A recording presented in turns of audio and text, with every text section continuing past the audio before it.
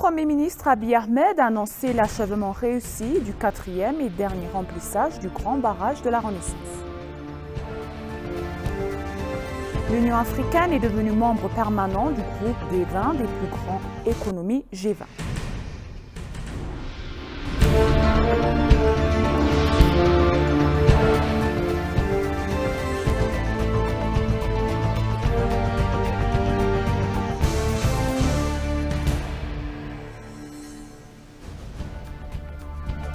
Bienvenue chers téléspectateurs, c'est Noaïda Gadamo avec le journal du lundi 11 septembre 2023. La présidente Sahle-Work Zewde a souligné la nécessité de prendre en compte les intérêts de la prochaine génération de toutes les activités que la nation mène aujourd'hui. L'Éthiopie célèbre la journée des générations sous le thème de l'Éthiopie, somme de toutes les générations dans le cadre de la série d'événements organisés pendant les 6 jours du 13e mois de Pagumi. Lors d'un événement organisé pour marquer cette journée, la présidente a annoncé que toutes les nations du monde sont construites grâce aux efforts collectifs des générations suivantes des pays respectifs. C'est pourquoi la question fondamentale que chaque génération devrait se poser est qu'est-ce que je vais transmettre à la génération suivante, a souligné la présidente. Elle a exhorté la nouvelle génération à développer le sens du service national pour le développement du pays. La présidente a souligné que l'Éthiopie a besoin d'une génération forte qui aspire à la prospérité nationale et défend la justice en insistant sur la nécessité de construire une génération qui croit au dialogue et aux idées.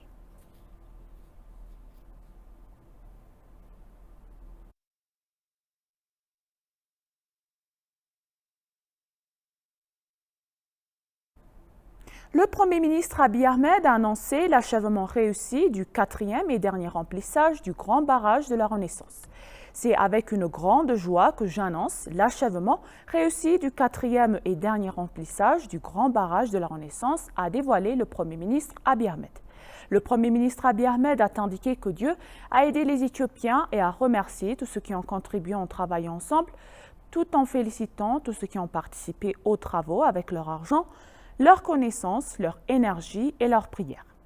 Le Premier ministre Abiy Ahmed a déclaré dans son message sur sa page de réseaux sociaux que cette alliance devrait également être répétée dans notre secteur. Le Premier ministre a déclaré que même s'il a eu de nombreux défis, nous avons fait beaucoup de recul et que nous devions faire face à des pressions extérieures et en raison des défis internes. Dans son message, le Premier ministre Abiy Ahmed a déclaré que nous continuerons à soutenir le barrage jusqu'au bout.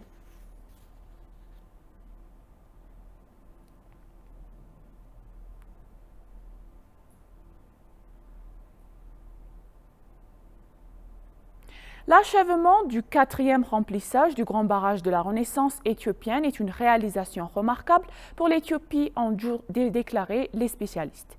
Les universitaires ont noté que l'achèvement du quatrième remplissage du barrage est une réalisation remarquable pour l'Éthiopie. Yohannes Achene, maître des conférences en sciences politiques et relations internationales à l'université d'Addis Abeba, a déclaré à l'ENA que le grand barrage est la marque de cette génération qui aura un impact sur l'avenir et constitue l'identité de l'Éthiopie. L'avancement du barrage affirme également le droit de l'Éthiopie à utiliser la rivière Abay et a des implications hydropolitiques significatives pour l'Éthiopie, les pays riverains inférieurs et la région dans son ensemble, ouvrant la voie à des possibilités de coopération dans le développement des ressources transfrontalières. Une fois la construction achevée et la production d'énergie hydroélectrique commencée, les pays riverains au cours inférieur du Nil se rendront compte que le barrage hydroélectrique ne leur portera pas préjudice et le barrage fournira une leçon sur la manière d'utiliser les ressources transfrontalières en ensemble et en coopération, a fait-il remarquer. Les avantages de ce barrage ne se limitent pas à l'Éthiopie, mais profitent également aux pays riverains inférieurs ainsi qu'à l'ensemble de la région, a ajouté Jonas.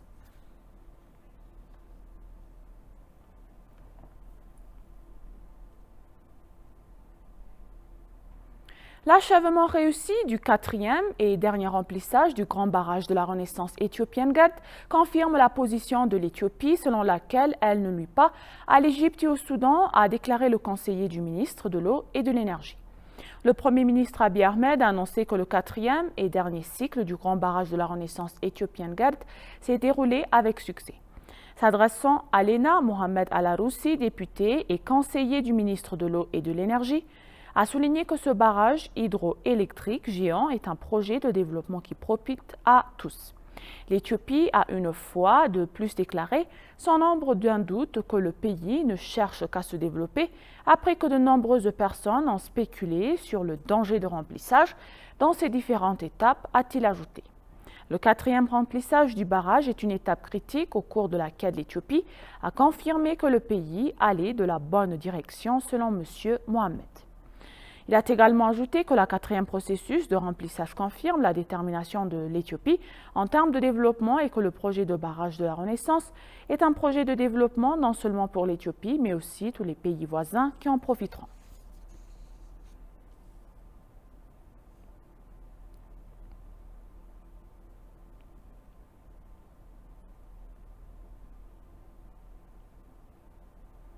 Le ministre pakistanais des Affaires étrangères, Jalil Abbas Jilani, a noté que l'Éthiopie pourrait jouer un rôle important dans l'augmentation de l'empreinte au Pakistan sur l'ensemble du continent africain. La remarque a été faite lorsque l'ambassadeur éthiopien au Pakistan, Jamal Bakr, et le ministre pakistanais des Affaires étrangères, Jalil Abbas Jilani, ont échangé leurs points de vue sur les questions bilatérales régionales et multilatérales. Lors de la réunion, un large éventail de questions bilatérales régionales et multilatérales ont été abordées pour faire progresser la coopération déjà florissante entre les deux pays frères, selon le ministère des Affaires étrangères. À l'occasion, l'ambassadeur Jamal a dit que l'augmentation de la coopération bilatérale avec le Pakistan dans les domaines de la paix et de la sécurité internationale, de l'économie, du changement climatique et des efforts de lutte contre le terrorisme était la principale priorité du gouvernement. Il a dévoilé que l'ambassade éthiopienne à l'Islamabad se concentrait pleinement sur les initiatives cruciales pour cultiver des solides liens entre les peuples et entre les entreprises entre les deux pays. Pour sa part, le ministre intérimaire des Affaires étrangères du Pakistan, Jalil Abbas Jilani, a salué les dernières réformes économiques pour le gouvernement éthiopien qui ont marqué le but d'une nouvelle ère du développement socio-économique dans le pays.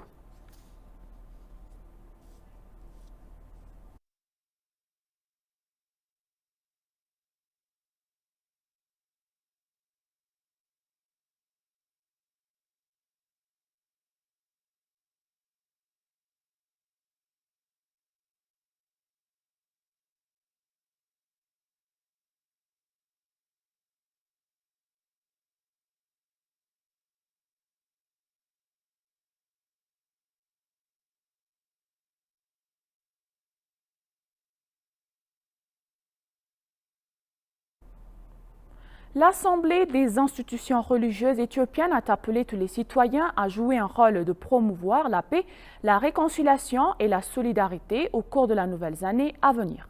L'Assemblée des institutions religieuses éthiopiennes a organisé un programme national de prière sur la place de l'amitié. Il est précisé que le programme de prière visait à accueillir la nouvelle année 2016 avec le pardon et la réconciliation. Les chefs religieux et de hauts responsables gouvernementaux étaient présents à la cérémonie. Le secrétaire général de l'Assemblée des institutions religieuses éthiopiennes, le prêtre en chef Tagwan Tadei Tadel, a prononcé un message lors du programme de prière. Il a déclaré que l'Éthiopie a survécu à travers les âges grâce à la forte unité et à la solidarité dans son peuple. Il a appelé tous les citoyens à faire leur part pour promouvoir la paix, la réconciliation et la solidarité au cours de la nouvelle année à venir. Il a mentionné qu'un pays se construit au fil des générations et à cet égard, ils ont appelé les institutions religieuses à renforcer le travail qu'elles ont commencé pour former des citoyens moralement éduqués. Il a indiqué que les chefs religieux devraient travailler avec les diligences pour faire de la nouvelle année une année de paix, de réconciliation et de la solidarité.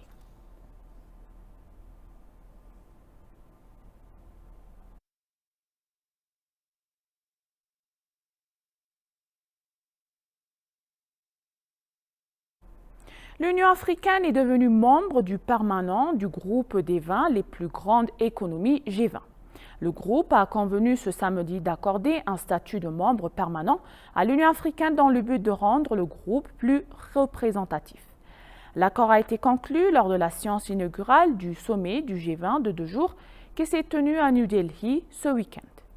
Le président de la Commission de l'Union africaine, Moussa Faki Mahamat, a tué que l'adhésion fournirait un cadre propice pour amplifier le plaidoyer en faveur du continent et sa contribution efficace à la réponse aux défis mondiaux.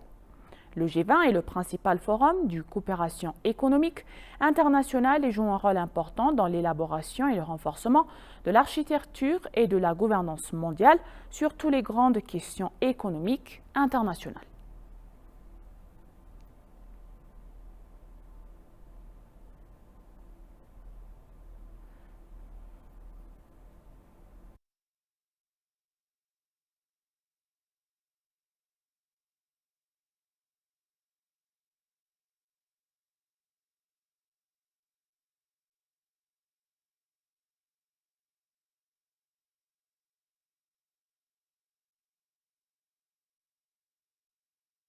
Et maintenant, chers téléspectateurs, je vous rappelle les titres principaux.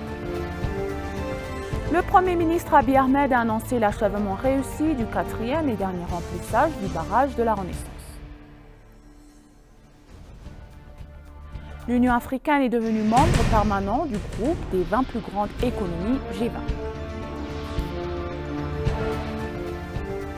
Merci chers téléspectateurs, ainsi s'achève le journal, c'était moi Ida Gadamao et je vous souhaite une bonne journée.